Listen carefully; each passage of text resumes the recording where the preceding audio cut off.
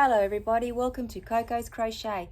I'm Litza and today I'm bringing you episode 2 of Crocheting for the Markets. I'll be sharing my experiences with you and what I have found to be great sellers. If you yourself are a market stall holder, please share down in the comments what you find is a great make to sell at the markets as well, because I'm always looking for something new.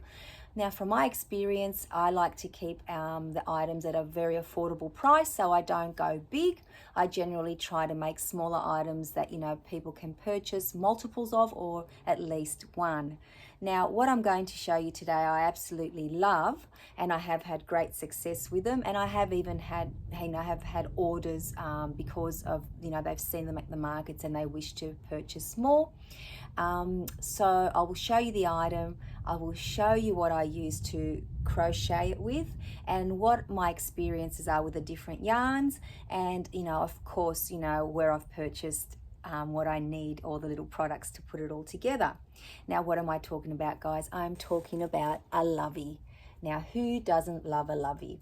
So what's a lovey if you don't know? Well, generally, traditionally, a lovey is a crocheted head of a toy, and then a little blankie or a lovey is crocheted around it. But thanks to Z from Zelda NRJ3, she has created a brand new way of putting the lovey together, and you actually get to keep the toy as well intact. And the beautiful thing about this is that these loveys are removable, so you can wash them when the little person who loves them so much needs to let them go just for a moment, so you can wash the little blanket from the toy, leave it out to dry and pop it back on. Now, I have been using velvet yarn to create most of my loveys, and the reason why I prefer the velvet yarn is because it is so soft and squishy.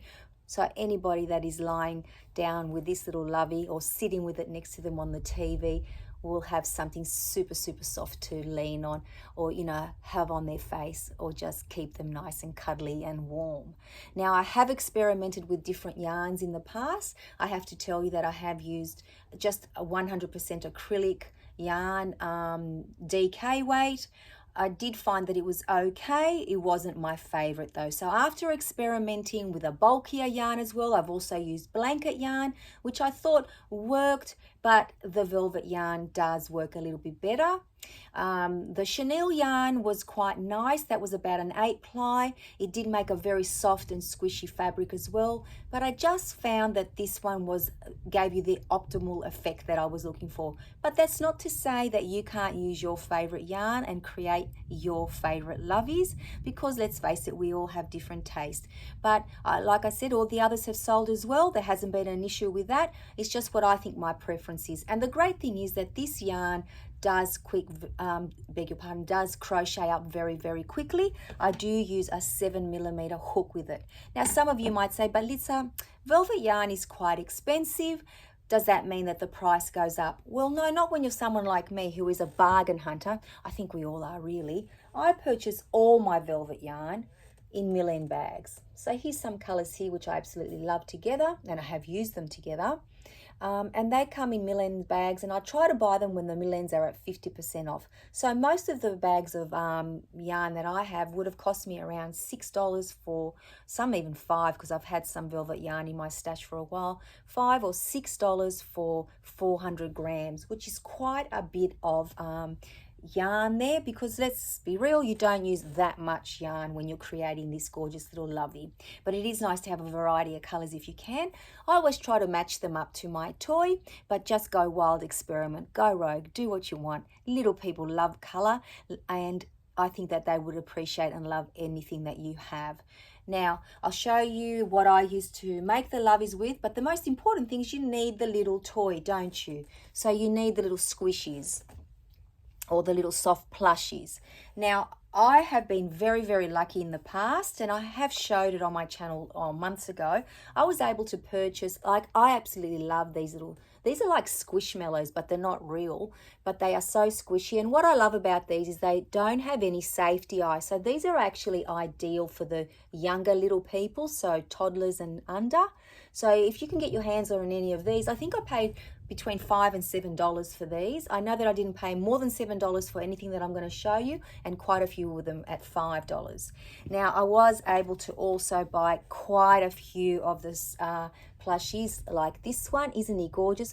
But be aware that they do have the safety eyes, so you need to make sure that you let the parents know, or the people that are buying them, to be very careful around anyone under 3 years old. Now, isn't he gorgeous? A little unicorn, just like him, but he's a soft plushie, that one. He's a squishy one. And then look at these, there's the little tag, as you can see, $5, no more than that. Look at his beautiful floppy ears. He sits under the blanket, and then you can also have him to play with. We also have a little monkey and another little doggy, absolutely gorgeous. Again, $5. Yep, he's a $5 one. How gorgeous is he? You can have your own little pet shop here. And here's a little pug. I think he's adorable. And a hedgehog.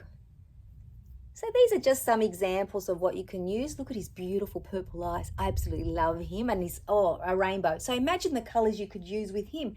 You could go with one main color, or not use, like, no yellow and all the others. Totally up to you. You can experiment all you wish. One of my favorite ones is making, one of the most popular ones I have actually is this little lady beetle or ladybug. She is very, very popular. So whenever I find her, I grab as many as I can.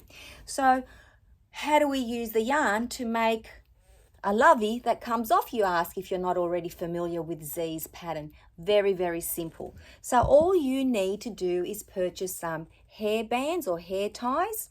Now they come in packs of, like this one was a pack of 70, I think, for about $11 or $12, which is awesome. You can get colored ones if you wish to color coordinate them. Not that it really matters, because you do crochet around the band, but sometimes when you stretch it open, you might see the black, but that doesn't matter at all. As I said, the majority of mine are in black, but you can use different colors. Now, be mindful when you're making these ones with a wider neck, you will need bigger hair elastics. So make sure you get the jumbo size ones for the thicker, curlier hair, because that will give you a bigger, as you can see, look at that one compared to this one. Huge difference. So make sure you're mindful of what your toys' necks look like, because you're going to have to accommodate for that, because you don't want to stretch so much that you break them. Another tip is, when you get your elastics, make sure you stretch them out first to make sure that they are heavy duty, durable, and they're not going to snap, because if you can put them through that test 2-3 times, they should be okay. Now, when you go and follow Z's pattern, it's a great pattern to follow. She does use worsted weight, double DK weight yarn, I think, from memory. So she uses a few more stitches than I do. So be mindful that the bulkier the yarn, the less stitches you're going to need to create a nice little lovey that sits nicely, unless you want it bunched up more, but that's something that you can experiment with. Maybe you'd like to make Z's pattern the way it is originally, with whichever yarn you're using, and you can add or subtract stitches as you go.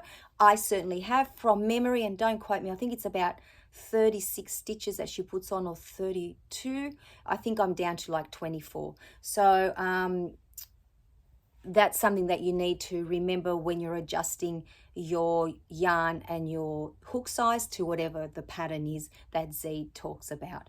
But as I said, this is my favorite way to do it, and I'm about to make a few more, because spring and summer is coming up here in Sydney, Australia. So I'm hoping that I'll be able to have a few stalls and be able to sell them to some beautiful young people that are looking for one. And you'd be surprised, it's not just the little people that buy them. I've had teenagers that look at them and purchase them. They're just amazing. They're just so cuddly and so soft. So basically all you need is your yarn of choice, of course, but mine is the velvet yarn, because I have made them in different yarns, as I said, and I have found this one to be the best one of all. Buy your plushies, or like whenever you see them on sale, guys, and if you want to be making them, snatch them up. Don't wait. I went and bought a trolley full when I saw them, because they're hard to come by sometimes, and I found that I was looking for at least 2-3 weeks before I actually came across them. I bought these in Kmart, so if there's a Kmart near you, I'm pretty sure you'll be able to find some. Maybe not the exact same ones, but certainly version of them, and between $5 and $7 makes them very affordable because I have been selling them at $25 each. Now I could possibly go up to $30 and $35 because everything has gone up, but because I've got the luxury of having quite a bit of the velvet yarn in my stash, I could probably keep the price lower for now. Now these cost next to nothing, guys, for each and every one, so when you factor that into the price, you can actually weigh your lovey when you finish, so you know how much yarn you've used. If you're using millends like me and you're not sure, you know, it's not like it's a ball of yarn and it's got the grams or ounces on there. So that's a good way for you to price your items. That's where I'm going with that. So when you work out how much your yarn costs and your accessories, like your little, which is really a hairband, you don't really need anything else, then you have to factor in how much time it takes you. That depends on how fast or slow you crochet. Now remember, unfortunately, crochet, as we all know, will never ever make the money that we wish to, because you know, handmade, it's not like you can machine crochet. It is handmade. So most people are learning the value of handmade, and you'll be very lucky when they come across your way. But until then, we need to keep educating them. So that might be the only area where you might need to cut down a little bit, because you might say, well, I'm worth $30 an hour and it took me 3 hours to crochet. Unfortunately, I don't think you'll be able to make that money right now, but hey, try your luck. I don't know, that's totally up to you. But I think anywhere between $25 and $35 Australian dollars is very reasonable, because I have been able to sell them for that price. So again, it depends where your demographic is, who your customer base is, like, so they're all the things to consider. But hey, just try it, put it out there, see what happens. Let me know in the comments down below how you go. But at the very least, let me tell you, if you have any stock left over or any inventory, there are many family and friend members that you'll be able to pass them on to as a birthday or a Christmas gift.